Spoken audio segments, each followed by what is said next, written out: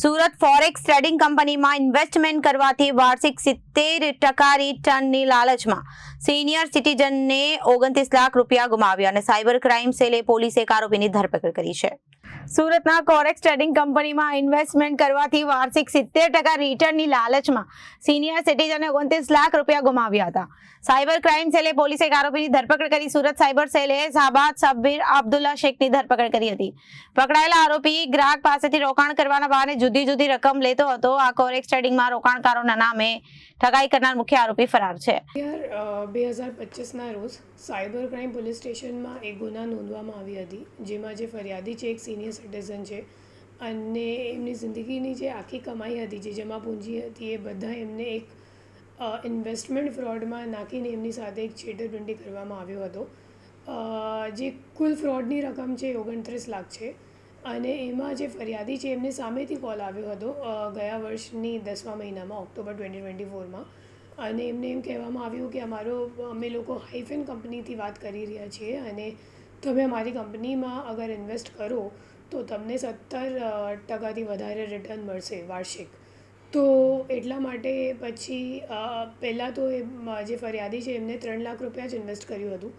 પછી 3 લાખમાં એમને જ્યારે એમ લાગ્યું કે હા, ખરેખર આ સાચું છે, કેમ કે હાઇફેનનું એક પોર્ટલ પણ હતું અને એ લોકો લોગિન અને પાસવર્ડ જાતે રાખતા હતા, પણ પછી ફરિયાદીને એમ બતાવતા હતા કે જો તમારા પોર્ટલ પર આટલું તમને રોકાણ દેખાય છે અને તમારું રિટર્ન આટલી વધી ગઈ છે. પછી ફરિયાદી ફક્ત ટેસ્ટ કરવા માટે કે ખરેખર સાચું છે કે કેમ, એટલા માટે વિડ્રોનું ઓપ્શન હતું, તો એમાં એમ કીધું સામેવાળાને કે મારે વિડ્રો કરવાનું છે. તો પછી વિડ્રો કરીને જ્યારે સામેવાળાએ પૈસા પરત આપી દીધા તો એમને એમ લાગ્યું કે ખરેખર કદાચ સાચું હશે, તો એમને હજી જે સેવિંગ્સ હતી એમની તો ઇન્વેસ્ટ કરી નાખી. પછી જ્યારે ફરીથી ઇન્વેસ્ટમેન્ટ કરવામાં આવ્યું જાન્યુઆરી 2025માં, પછી એ લોકોએ સામેવાળાએ કોઈ પણ પૈસા એ લોકોને ફરિયાદીને પરત નથી આપી અને એમની સાથે છેતરપિંડી કરી. પછી જ્યારે એ લોકોએ ફોન ઉપાડવા પણ બંધ કરી દીધું ત્યારે ફરિયાદીએ 1930 પર કમ્પ્લેન્ટ કરીને એક સાયબર ક્રાઇમ કમ્પ્લેન્ટ નોંધાઈ.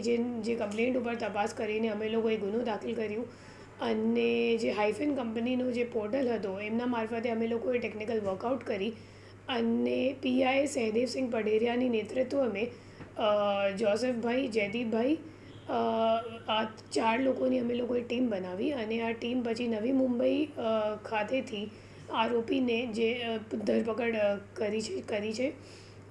આરોપીને પૂછપરછ કરતાં અમે લોકોને, આરોપીનું નામ શહેબાઝ શેખ છે અને એમને પૂછપરછ કરતાં અમે લોકોને ખબર પડી કે ખરેખર એ પોતે કોઈની સાથે કામ કરે છે અને એમને ઉપરનો જે મુખ્ય આરોપી છે તો એમનું જે તમામ આઈડિયા છે એમનું જ છે અને એ લોકો એક કોલ સેન્ટર જેવું ખારઘરમાં ચલાવતા હતા નવી મુંબઈમાં અને એ કોલ સેન્ટરમાં 5-6 માણસો કોલ કરવાનું કામ કરતા હતા. જે આપણો આરોપી છે એ મેનેજર તરીકે હતો કે જે કંઈક ડેટા આવે જે આપણો ઇન્ટરનેટ પર લીક થઈ જાય છે, પ્રાઇવેટ ડેટા, ફોર એક્ઝામ્પલ આપણો નામ, મોબાઈલ નંબર અને ઈમેલ આઈડી, એ તમામ જે લીક ડેટા છે એ લોકો કોઈની પાસેથી મંગાવતા હતા. પછી જે મુખ્ય આરોપી હતો એ આપણા શહેબાઝ શેખને ડેટા આપતો હતો. પછી એમનું કામ હતું કે તમામ જે કોલ કરવાવાળા માણસો છે એમને એક એક કરીને બધાને એ લોકો રાજ્ય વાઇઝ વેચાણ કરતા હતા. ફોર એક્ઝામ્પલ, અગર કોઈ મરાઠી માણસ હશે જે મરાઠીમાં સારી રીતે વાત કરી શકશે તો એવા માણસને મહારાષ્ટ્રનો જેટલા ડેટા એમની પાસે હતો એ આપવામાં આવતો હતો. પછી ગુજરાતવાળા કોઈ હોય તો ગુજરાતી ટાર્ગેટ્સને કોલ કરવા માટે એ કરીને એક વેચણી કરવામાં આવી હતી કોલ સેન્ટરમાં. તો આપણો જે આરોપી છે એ મુખ્યતઃ એક મેનેજર તરીકે કામ કરતો હતો અને પોતાનું એક કરંટ અકાઉન્ટ એમનો બનાવેલ હતી ફાલ્કોન ટ્રેડિંગના નામથી. તો એ જે કરંટ અકાઉન્ટ છે એમાં પણ ફ્રોડનો પૈસો આવ્યો હતો અને આ અકાઉન્ટ યુઝ કરવા માટે એમને જે મુખ્ય આરોપી છે એ કમિશન પણ આપતો હતો.